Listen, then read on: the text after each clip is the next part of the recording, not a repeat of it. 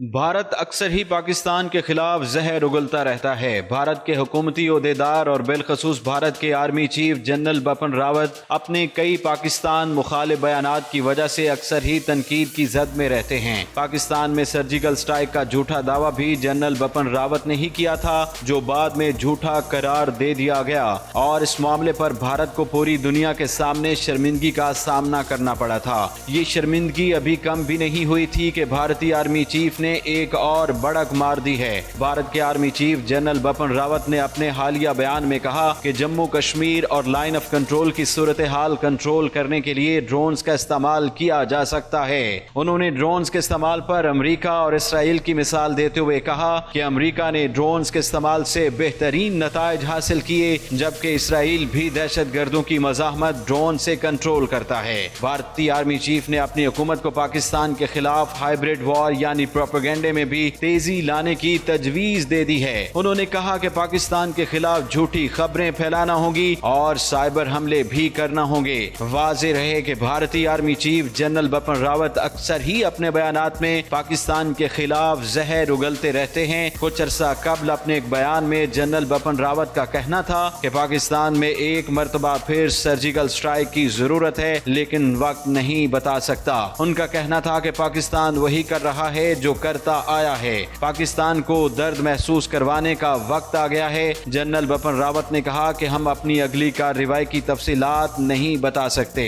بھارتی فوج کی کارروائی میں ہمیشہ سرپرائز ہوتا ہے۔ بھارتی آرمی چیف کو ان کے جھوٹے دعووں اور بڑکوں کی وجہ سے خاصی تنقید کا سامنا رہتا ہے، لیکن وہ پھر بھی اپنی روایتی ہٹ درمی سے باز نہیں آتے۔